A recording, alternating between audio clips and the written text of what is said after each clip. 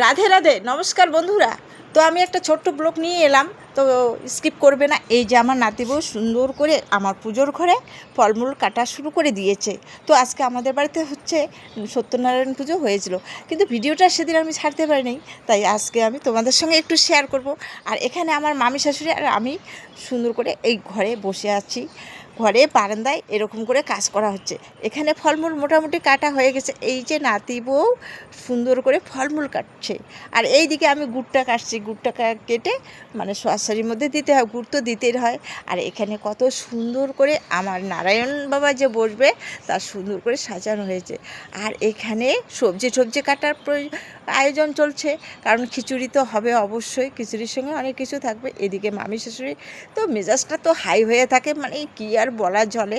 এর থেকে আমার নিজের শাশুড়িটা আরও স্পিড বেশি ছিল, যেমনই চলে যেমনই কথা বলে তেমনি ভুল ধরে তেমনই কাজ করে, এত ভালো লাগে। কিন্তু শাশুড়ি যতই এরকম হোক তবু আমার কাছে খুবই ভালো লাগে, কারণ এই শাশুড়ি আমার বাড়িতে পুজো পার্বণ হলে সব কিছু করে। এই ইতিমধ্যে ব্রাহ্মণ চলে এসেছে, আর এদিকে পুজোও করছে, আর কত সুন্দর মনটা হয়েছে। কিন্তু বন্ধুরা, আমার চোখ মুখটা ভীষণ খারাপ হয়ে গেছে উপবাস, তার মধ্যে অসুস্থ ছিলাম এর আগে। অনেক সময় আমি ভিডিও ছাড়তে পারি না অসুস্থর কারণে। আর কত সুন্দর যে নারায়ণ বাবা বসে আছে, আর ব্রাহ্মণ ভাস্তা আমার পুজো করছে। আমি কিন্তু ব্রাহ্মণকে ভাস্তা করে রাখি, কিন্তু আমাদের বাড়ি থেকে পাশাপাশি বেশি দূর না। আর এখানে আমি হাত জোর করে ঠাকুরকে অনেক কিছু বলছি যে ঠাকুর ভালো রাখো। আর এইদিকে নারায়ণ বাবাকে আমার নিয়ে যাচ্ছে, আমার ইতিমধ্যে খুব মনটাই খারাপ হয়ে গেল। নারায়ণ বাবাকে নিয়ে যাওয়ার সময় আমার চোখ মুখগুলোর জন্য আরও খুব খারাপ হয়ে গেল। তো নারায়ণ বাবাকে তো নিয়ে যাবে, তার মধ্যে একটু উলুধ্বনি দিতে হয়। আর এখানে আমার চোখ মুখ খুব খারাপ হয়ে গেছে, যখনই নিয়ে গেল তখনই আরও খারাপ হয়ে গেল। তো একটু এই নারায়ণ বাবাকে নিয়ে যাওয়ার সঙ্গে সঙ্গে আমি একটু পিছনে গেলাম। তারপরে এইদিকে তো সন্ধ্যার দিকেই চলে এলো, ঘনিয়ে এলো। তখন আমি পাতাতে লোকজনও প্রায় মোটামুটি চলে এসেছে। এইদিকে সব কিছু একা সংসারে অনেক কিছু করতে হয়। তো বন্ধুরা, এইরকম তো খুবই ভালো লাগে, পুজো পার্বণ একটু করলে তো অনেক কিছু। আর এখানে সরাসরিগুলো মাপা হয়ে সে মাখা হয়ে গেছে। তো বন্ধুরা দেখো, এই যে আমার শাশুড়ি কি চটপট, আমার শাশুড়ির যে চটপট একটা মেয়ে মানুষও পাবে না। এইদিকে আমার হাজবেন্ড একদম মানে কি স্পিডে মানে কাজ করে।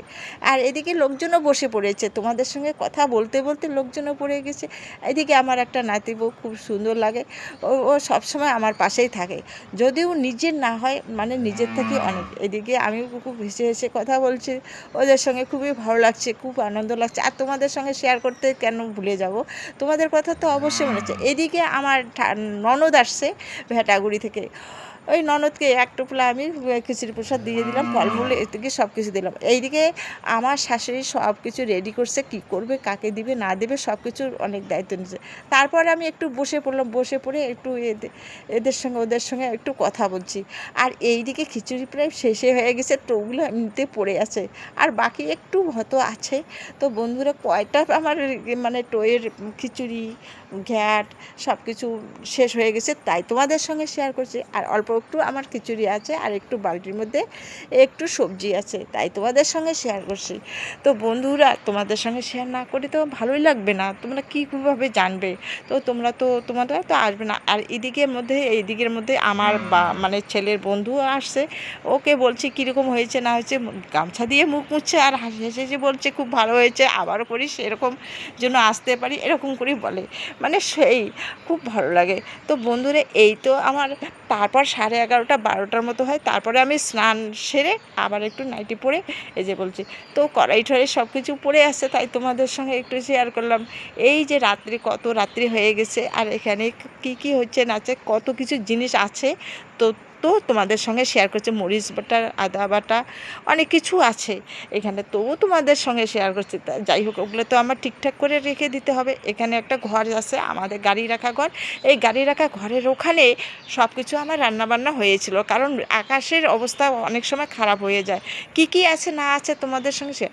আর এইদিকে চেয়ার টেবিল আমার হাজব্যান্ড শেষ হয়ে গেল, মানে এদিকে প্রসাদ খাওয়া বিতরণ সব শেষ হয়ে গেল। এইদিকে আমার হাজব্যান্ড কী করছে, এসছে, চেয়ার টেবিল তাড়াহুড়ো করে মানে ঠিক করেছে। আর এদিকে আমার ঠাকুরের মঞ্চটা কত সুন্দর হয়েছে বন্ধুরা, তো অবশ্যই কমেন্টে জানিও। তো আমার ভিডিওটা যারা যারা দেখবে কেমন হলো না হলো তো অবশ্যই জানিও। আর যারা নতুন আমার ভিডিওটা তোমরা দেখবে অবশ্যই একটা সাবস্ক্রাইব করে দিবে। আর আমি কত সুন্দর করে আমার মানে এই যে